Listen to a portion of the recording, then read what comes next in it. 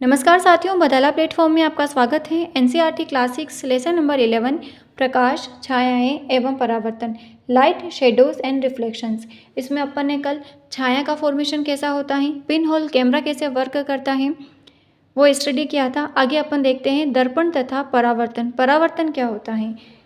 Reflection, किसी प्रकाश की किरण का परावर्तक पृष्ठ से टकराकर पुनः परावर्तित होना परावर्तन कहलाता है। जैसे ये टॉर्च है, यहाँ से प्रकाश की किरण निकल रही है, ये एक दर्पण रखा हुआ है यहाँ पर जो परावर्तक पृष्ठ का काम कर रहा है।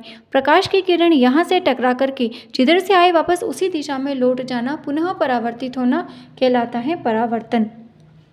लाइट एक माध्यम से जाए, किसी वस्तु से टकराएं, किसी वस्तु यहाँ पर दर्पण है, वापस उसी माध्यम में लौट जाए, वो कहलाता है परावर्तन या रिफ्लेक्शन। अब जैसे कि यहाँ से एक बच्चा है जो टॉर्च लेकर के खड़ा है, कुछ रोशनी निकल रही है टॉर्च से, अपने हाथ की अंगुलियों से कुछ रोशनी को रोक दिया जाए और कुछ रोशनी निकल रही है, ये इस दर्पण से टकरा रही है, वापस यहाँ से टकराने के बाद में इधर रिफ्लेक्ट होकर के निकल रही है और यहाँ पर भी एक बच्चा खड़ा है, तो इस बच्चे पर जो रोशनी गिरेगी वो ऐसे दाग धब्बों के रूप में दिखाई पड़ेगी। तो यह होता है परावर्तन या रिफ्लेक्शन।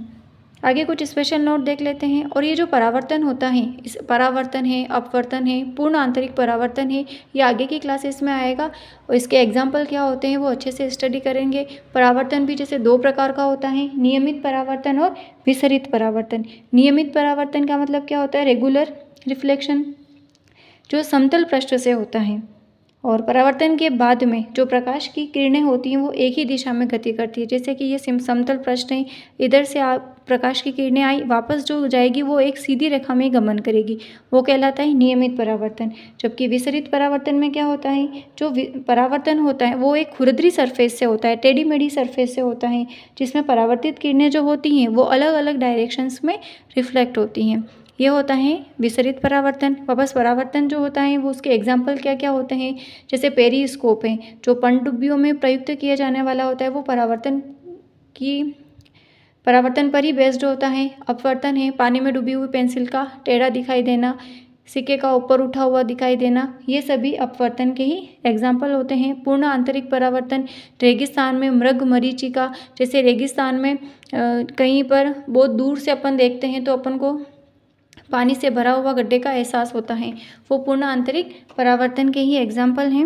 आगे अपन देखते हैं दर्पण। कुछ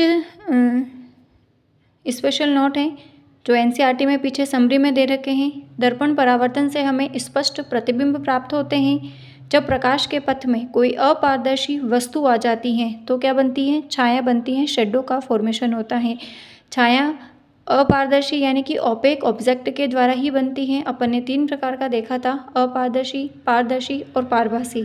तो अपारदर्शी ओपेक प्रकार का यानी कि जिसमें से प्रकाश नहीं गुजर सकता है, वो अपारदर्शी कहलाता है। पारदर्शी, जिसके आर पार देखा जा सकता है। पारभासी, जो प्रकाश का कुछ पार्ट ही अपने में से होकर के जो गुजरने देती हैं, जिसे ट्रांसल्यूसेंट कह सकते हैं।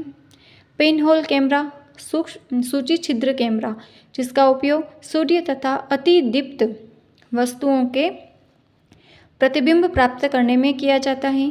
रुडयार्ड किपलिंग्स, ये दे रखा है एनसीईआरटी में पढ़ने योग्य बातें के अंदर कि रुडयार्ड किपलिंग्स हैं, इनकी रचना थी जस्ट सो स्टोरी।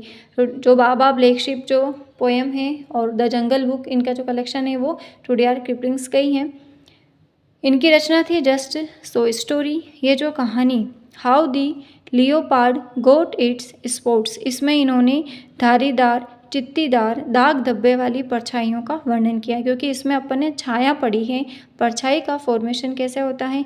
तो इसमें है कि रुडयार्ड किपलिंग की रचना थी just so story how the leopard got its spots, इसमें उन्होंने दाग धब्बे वाली परछाइयों का वर्णन किया है। ये अपना lesson number 11 light, shadows and reflections complete हो चुका है। कल अपन इसके ऑब्जेक्टिव क्वेश्चंस लर्न करेंगे। वीडियो यूजफुल लगे तो शेयर करिए, लाइक करिए, सब्सक्राइब करिए। Thank you for watching.